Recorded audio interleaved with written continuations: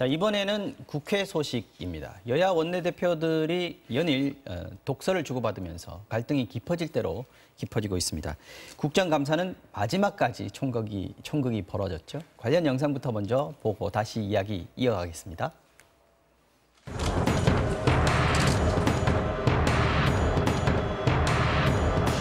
금도를 넘어서서 국회 품격까지 의심하게 하는 거의 황제 폐하 수준의 지금 대한민국 정치에 있는 거예요.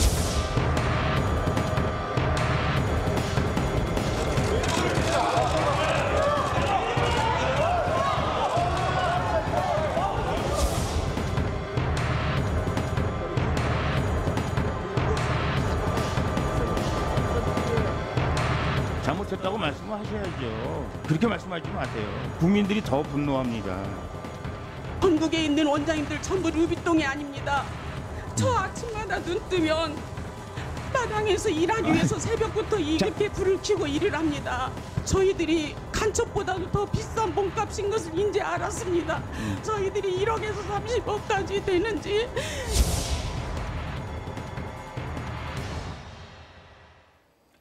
네, 조금 전에 자막이 떴습니다. 속보 자막인데요. 대법원 이 일본 전범 기업에 대해서 징용 피해자의 배상을 하라 이렇게 결론을 내렸네요. 일본 기업은 한국인 피해자들에게 배상하라.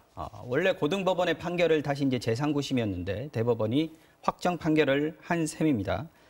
손해배상 책임이 없다는 일본 기업에 맞서서 우리 피해자 4명이 제기를 했던 손해배상 청구였는데요. 13년 8개월 만에 마침내 결실을 보게 됐습니다. 이 소식은 잠시 후에 이슈 안전 정복 시간에 계속해서 자세히 한번 다뤄보도록 하겠습니다. 자, 정치 와구장용으로 다시 돌아가죠. 네. 조금 전에 영상에서도 보셨지만 홍영표 민주당 원내대표 그리고 김성태 한국당 원내대표 감정의 골까지 좀 깊어진 거 아닌가 이런 생각이 듭니다. 친구 사이로 두 사람이 좀 알려져 있는데 네. 이제 좀 어긋나기 시작하는 그런 건가요? 그렇죠. 이게 사실 원내대표, 옛날에는 원내 총무라고 그랬습니다. 네, 그렇죠. 제가 이제 정치부를 조금 출입하면서 보면 사실 원내 총무나 원내 대표들은 어떤 면에서 보면 여야의 가장 제일 앞선 자리에 서 있지 않습니까? 그렇습니다. 가장 충돌하기도 하지만 또 한편으로 보면 물밑에서 가장 또 협상을 이뤄내고 결과물을 만들어내는 그런 자리거든요. 네. 그런 면에서 본다면 뭐 대야 공세의 어떤 선봉에 서 있긴 하지만 그러나 물밑에서는 뭔가 협상을 하는 그런 이중적인 어떤 걸 가지는데 지금 이제 원내 대표들은 보면 협상은 거의 뭐 10%도 안 되는 것 같고 네. 이 대립에서만 한 90% 되는 것 같아요. 사실은 뭐 보통 보면 예전에는 대변인들이라든지 당 대표가 이제 주로 이런 역할을 해왔는데 요즘에는 원내대표가 너무 예를 들어서 이런 전선의 앞장에 서 있는 것 같습니다. 그렇죠. 이러다 보니까 정치가 사실은 거의 실종되다시피 했어요. 왜냐하면 원내대표가 국회에서 법안을 만들어내고 해야 되는데 이런 식으로 지금 여야 원내대표가 감정의 악물까지 쌓이게 되면 지금 연말 정기국회에 지금 통과될 법안들이 얼마나 많습니까? 그러면 사실은 협상이 안 됩니다. 이렇게 되면 지금 예산안뿐만 아니라 지금 여당이 하고 있는 여러 가지 지금 법안들 비준안이라든지 이런 것들 같은 경우도 마찬가지지만 네. 그래서 제가 볼 때는 이 홍영표 그다음에 이제 지금 김성태 원내대표의 갈등이 이건 좀 도가 넘지 않았는가, 좀 심하지 않았는가. 이게 왜냐하면 개인적 감정으로까지 왜냐하면 돌아서면 또 나중에 악수하고 다 웃는 게 사실은 여야 관계거든요. 네. 근데 이분들은 돌아서도 싸워요. 지금 워낙 독설이 지금 네, 난무하고 그렇습니다. 있습니다. 이건 너무 선을 넘는 듯한 지금 발언들이 있기 때문에 이건 굉장히 좀 심각한 상황이라고 봅니다. 결정적인 계기가 됐던 발언이 뭐였다고 생각하세요? 바로 이게 이제 최순실 수혜자다. 지금 이제 김성태 원내대표가 그렇죠. 지금 국회의장들하고 자리에서 바로 여당을 향해서 문재인 대통령은 최순실의 수혜자다. 이런 이야기를 하니까 수혜자다. 그러니까 지금 그 홍영표 대표로서는 이 말을 듣고 도저히 받아들일 가만히 있을 수가 수 없는 없는 거죠. 거죠. 네. 본인들의 정당성과도 연결되는 문제이기 때문에 어떤 면에서 보면 굉장히 아픈 그런 곳을 건드렸다고 볼 수가 있을 것 같습니다. 아무래도 두 정당이 이렇게 날선 공방을 이어가고 있는 원인은 평양 공동선언 비준, 이 현안들 있지 않습니까? 특별재판부 설치 문제에 대해서도 이제 아주 세게 붙었고요. 국감 끝나고 나면 이제 또 예산 전국 시작되지 않습니까? 어쨌든 아까 말씀하신 대로 협상과 조율, 이 정치의 어떤 본질로 좀 회복시켜야 된다 이런 얘기들이 있는데 어떻게 좀 풀 수 있을까요, 이게? 네, 뭐 예산 전국이 펼쳐지면 또 예산과 관련해서 또 다른 이슈가 또 발생할 것입니다. 대표적으로 지금 단기 일자리 문제, 또 일자리에 있어서 뭐 취업의 비리 문제, 이것도 다시 연결되어서 나올 가능성이 크고요. 네. 그다음에 경제 전반적으로 봐서 경제가 어려운 부분과 관련해서 야당의 공격이 또 시작될 가능성이 있다. 이렇게 본다라고 하면 예산 전국도 만만치 않게 흘러갈 것이다라고 하는 예상을 할 수 있는. 인데요. 그러나 예산은 선진화법에 의해서 여당에게 유리하게 되어 있습니다. 예산에 대해서 야당과 여야가 합의를 보지 못한다라고 하면 그냥 원안 그대로 통과가 되도록 되어 있기 때문에요. 네. 야당의 입장에서는 어쨌든 본인들의 목소리를 넣으려고 한다면 여야 합의가 이루어지는 수준이 가야지 오히려 야당이 유리하기 때문에 이 부분에 있어서 과거와 같이 장기적으로 예산을 통과 안 시키고 계속 지고 있는다든지 이것은 굉장히 어려워졌다 이렇게 볼 수 있을 것입니다. 한편에 있어서 이 원내대표 간에 있어서 이런 갈등이라고 하는 거 과거의 선진화법 이전에는 여야 의원들 간에 소위 피를 흘리면서 싸우던 그런 시절이 있었습니다. 이제는 선진화법에 의해서 그걸 하지 못하니까 어떻게 보면 원내대표들이 대역을 하고 있는 게 아닌가 하는 생각을 할 수 있는 부분도 있다라는 생각도 듭니다. 예산 전국에서 야당이 오히려 좀 더 정치력을 발휘해야 되는 시점이 왔다라고 해석을 하시는데 김성태 원내대표 발언을 보면 굉장히 점점 더 에스컬레이팅이 되고 있는 듯한 느낌입니다. 여당에서 차라리 뭐 홍준표가 그립다 이런 얘기도 나오고 청와대 뭐 아까 김종석 실장에 대해서도 공격을 했습니다만 김의겸 대변인과도 각을 세우고 말이죠. 이 의원님은 야당 원내대표가 이렇게 지금 공세를 펴고 있는 부분, 이 부분에 대해서 어떻게 봐야 된다고 보십니까? 그러니까 보면 예전에 이제 원내대표가 보통 이제 어떤 국회 회기가 있으면 그걸 쭉 다 해왔거든요. 네. 근데 이게 지금 이제 그래도 한 사람밖에 못 하지 않습니까? 그러면 그렇죠. 이제 두 번 나눴어요. 그러다 보니까 또 두 명밖에 못 하잖아요. 그러면 1년씩 나누자. 4명이 합니다. 네. 자, 김성태 원내대표 임기가 지금 12월 중순에 끝납니다. 곧 다 그러면 왔군요. 차기 원내대표를 또 뽑아야 돼요. 그런 면에서 본다면 지금 어떤 이제 예산 통과 시점까지는 김성태 원내대표가 책임을 지지만 그 이후에는 차기 원내대표가 하는 것이거든요. 그리고 또 원내대표 입장에서 보면 1년을 하니까 선명성이 더 중요한 거예요. 어떤 자기 성과보다는.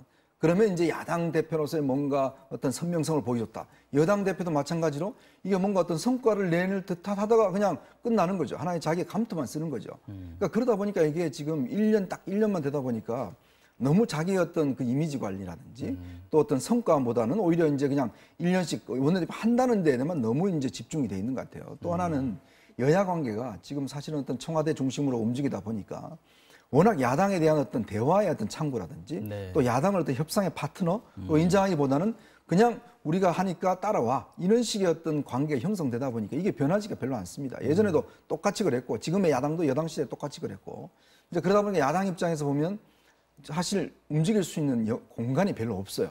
그러다 보니까 자꾸 이제 강경투쟁하게 돼 있거든요.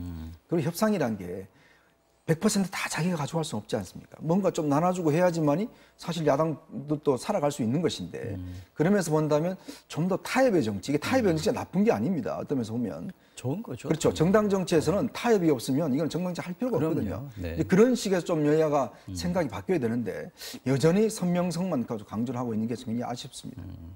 마침 그래서 일까요? 뭐 공교롭기도 합니다만 청와대가 다음 달 5일에 여야정 상설협의체 첫 회의를 하겠다 이렇게 얘기를 하고 있는데 이게 어떤 의미가 있을까요, 교수님? 네, 뭐 아마 지금 대화가 되지 않고 이 혈안마다 지금 여야가 아주 극단적으로 갈리고 있기 때문에 이 부분에서 서로 사전에 좀 논의를 하자라고 하는 게 이 여야정 협의체를 만들자라고 하는 기본 의도가 아니겠는가 이런 생각을 하는데요. 저는 이것은 뭐 그렇게 성공하기는 쉽지 않다라고 생각합니다. 어떻게 보면 아마 첫 회의부터 불참자가 생길 가능성이 상당히 있지 현재로서는 그럴 않을까. 가능성이 네, 보입니다. 뭐 그렇게 비관적으로 생각할 수밖에 없는데요. 그 이유는 지금 얘기되고 있는 뭐 평양 선언, 공동 선언에 대한 비준이나 또 군사 협의에 대한 비준이나 또 이 특별재판부의 설치 문제나 이런 문제가 여당이나 야당이나 지금 서로 타협하기가 쉽지 않은 이슈다라고 하는 것이 저기에 들어가서 괜히 오히려 선명성만 오히려 더 이게 후퇴되는 상황이 발생할 수 있고 오히려 이 때문에 여당이 오히려 더 양보를 하지 않게 만들 가능성도 있다. 아마 야당 일부에서는 그렇게 판단할 가능성이 있기 때문에요. 뭐 안타깝습니다만은 사실 쉽지 않은 문제다라는 생각을 의원님 합니다. 어떻게 생각해요? 청와대에서는 만나는 것 자체도 의미가 있다 이렇게 얘기를 했는데 그 말 글쎄요. 거꾸로 생각해 보면 만나는 것도 쉽지 않다는 얘기가 될 수 글쎄요, 있어요. 만나는 것도 쉽지 않은데 만나는 것에 의미가 있다는 건 이미 예전에도 그랬습니다. 네. 그래서 사실은 지금 와서 만나는 것 자체의 의미를 두기에는 저는 너무 이거는 국민의 수준을 좀 몰라보는 것이다. 네. 만나면 뭔가 성과를 내야죠. 우리가 그냥 만나서 차 한잔 마시는 건 사실 의미가 없습니다. 우리나라 정치를 이끌어 나가는 분들이 모여서 뭔가 한다면 국민에게 희망을 줘야 되잖아요. 자, 저런 분들이 만나니까 뭔가 합의도 되고 정국이 좀 풀린다. 예전에는 영수회담이라고 했지 않습니까? 네. 그럼 영수회담 하면 꼭 합의사항이 있었어요. 그러면 뭔가 전국의 어떤 큰 흐름이 바뀝니다. 그러면 뭔가 그 다음에 또 이제 하다가 또 싸움도 하고 이렇게 하긴 하는데 지금 보면 이게 분기점이 없어요. 그냥 계속 갑니다. 만나도 똑같고 안 만나도 똑같고 이제 그런 상황이다 보니까 그러면 상설 합의체에서 뭔가 합의사항을 내라. 예를 들어서 뭐라도 여기서 그냥 합의를 해야 되는데 대통령은 대통령 입장만 설명만 하고 야당은 따라오라 그러고 야당 입장에서는 설명에 귀맞고 그냥 우리는 우리대로 갑니다. 라고 하면 이 모임이 될 수가 없죠. 그러니까 그렇다면 상설 협의체를 만들려면 단순히 협의체가 아니라 합의체를 만들어야죠. 여기서 뭔가 결정을 짓는. 그래서 결정이 안 되면 안 되는 대로 이렇게 돼야 되는데 지금 사실은 이 협의체 갖고는 제가 볼 때는 오히려 국민들한테 실망감만 준다. 만나봐야 소용이 없다. 이런 것만 또 하면은 그 다음에는 이런 모임을 하기가 그렇게 쉽지가 않습니다. 자, 이제 국감 얘기를 좀 해야 되는데 시간이 거의 다 갔습니다. 그래서 두 분께 국감에 대한 총평 시간을 짧게 한 분씩 드리겠습니다. 먼저 김 교수님. 네, 뭐 국정감사가 끝나고 나면 항상 나오는 게 국정감사 무용론 필요 없다라고 하는 얘기인데요. 사실 국정감사가 그런 것이다라는 얘기를 먼저 드리겠습니다. 국정감사는 완결체가 아니라 다음 입법이나 예산이나 또 국정조사를 하기 위한 사전 단계다. 그렇기 때문에 이것을 완결체로 보고 평가해서는 안 된다라고 하는 얘기를 첫 번째로 드리고 싶고요.